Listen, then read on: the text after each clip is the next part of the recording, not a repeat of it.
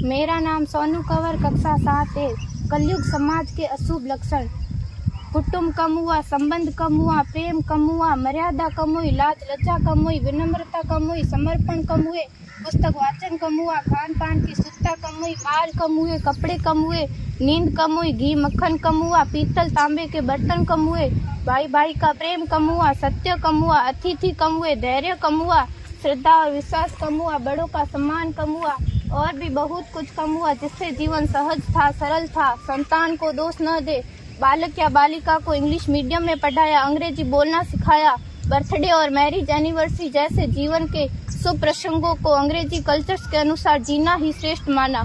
माता पिता को मम्मी डैड कहना सिखाया। जब अंग्रेजी कल्चर से परिपूर्ण बालक या बालिका बड़ा होकर आपको समय नहीं देता, आपकी भावनाओं को नहीं समझता, आपको तुच्छ मानकर आपसे जुबान लड़ाता, जब आपको बच्चे में कोई संस्कार नजर नहीं आता, तब घर के वातावरण को गमगीन किए बिना, संतान को दोष दिए बिना एकांत में जाकर रो लीजिएगा, क्योंकि पुत्र या पुत्री की पहली वर्षगांठ से ही भारतीय संस्कारों के बजाय, मंदिर जाने के बजाय केक कैसे काटा जाता है, यह सिखाने वाले आप और अम्मी है। जब बच्चा पहली बार घर से बाहर निकलता है तो प्रणाम और आशीर्वाद के बदले बाय बाय कहना सिखाने वाले आप और अम्मी है।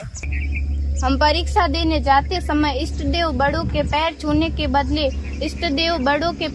के बदले बेस्ट ऑफ लक कहकर परीक्षा भवन तक छोड़ने वाले आप और अम्मी है।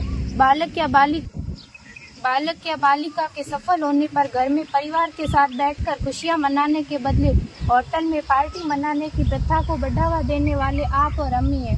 बालक या बालिका के विवाह के पश्चात कुल देवता देव दर्शन भेजने से पहले हनीमून के लिए फॉरेन टूरिस्ट स्पॉट भेजने की तैयारी करने वाले आप और अम्मी है। ऐसी कई ढेर सारी अंग्रेजी कल्चर्स को हमने जाने अनजाने स्वीकार कर दिया है। अब तो बड़े बुजुर्गों के पैर छूने में भी शर्म आती है। गलती किसकी? मात्र आपके माता और पिता की। अंग्रेजी अंतर्राष्ट्रीय भाषा है से काम का जेतु सीखना है, अच्छी बात है, लेकिन इसकी संस्कृति को अपने जीवन में उतारने की तो कोई बाध्यता नहीं थी।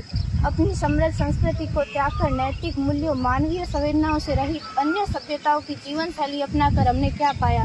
अवैध संबंध, टूटते रिश्ते, व्यसन युक्त धन, थके हारे मन, छल भरे रिश्ते, अनुशासनहीन संतानें, असुरक्षित समाज। एक बार विचार जरूर कीजिएगा कि संस्कारवान पीढ़ी क्यों आवश्यक है।